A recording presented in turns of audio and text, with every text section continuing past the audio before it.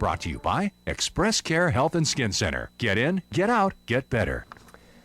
Half a day, folks. Welcome back to Healthy Living Tuesdays right here on KO News Extra. Now, if zits, pimples, blackheads, acne, and all things left unsaid have you down, Dr. Jitka Lom from Express Care is here in our Harmon studios to take your questions and ours regarding acne problems and treatment. Now, doctor, welcome back. Thank you very much. How have you been? Very well, thanks. Okay, well, acne is a very interesting topic because some people out there just think, it's directly associated with puberty and, like it only lasts maybe a year or two and everything, but it actually extends further on into some people's lives. It sure can. It can go on into your 20s, 30s, and even 40s. Mm-hmm. Okay, so let's go ahead and start things off. I basically read that there are two types of acne. There's non-inflammatory and then inflammatory. So aside from, the definition and everything, what is the distinction between the two? Right. So the non-inflammatory acne is just blackheads and whiteheads, just basically bumps on the skin, black and white. Mm-hmm. The inflammatory kind are the juicy pimples that are red, painful, sometimes itchy, and can cause scarring. So the level of disease is actually related to the amount of redness and inflammation that you have. Past the inflammatory condition, you have severe cystic or nodular acne where the bumps are very large and very deep, painful. Mm-hmm. Now again, a lot of the things that tend to be related with acne, some people say, if they eat a lot of fried foods or when they eat donuts or again, the puberty thing. Can stress necessarily trigger acne or, going again what we talked about last week, is that like one of those urban myths? No, stress can definitely trigger acne. Okay. It can aggravate it in many ways. First of all, stress lowers our immune system's response. One of the factors in acne is a bacterium on your skin, which is called propionines.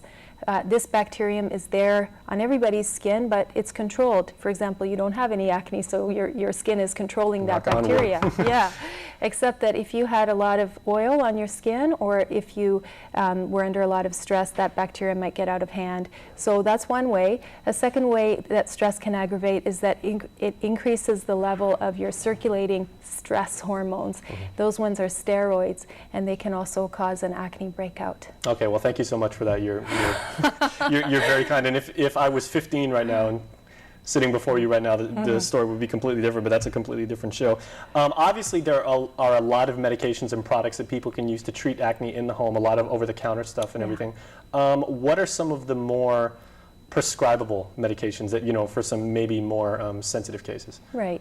So the medicines that we use start from the milder ones to the stronger ones.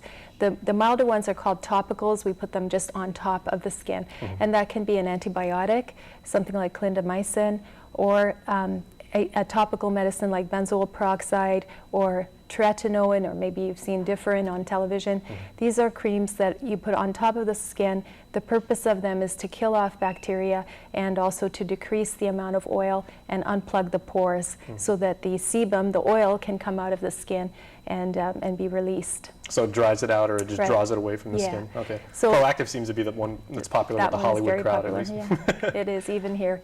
And then if the topicals aren't sufficient, then we can go and start treating internally, trying to get at the problem from the inside. Mm-hmm. And then you would use oral antibiotics, the cyclines, tetracycline, doxycycline, those kind of medications, or sometimes manipulating the hormones a little bit in ladies using birth control pills or other medications that can change the amount of hormone that's actually present in the skin of the face. Mm-hmm. Yeah, so we can use those. And then the most powerful medicine of all for acne is called isotretinoin. The brand name of that is Accutane. It's a very, very powerful medication. Okay. The main side effect of that is it's extremely expensive. If you have to self-pay it, it would run around $300 a month for 5 months. Yeah, it's very costly, but it's the most powerful agent that we have. Mm-hmm. And the big caution with that one is that it can cause severe birth defects, so it has to be prescribed very carefully.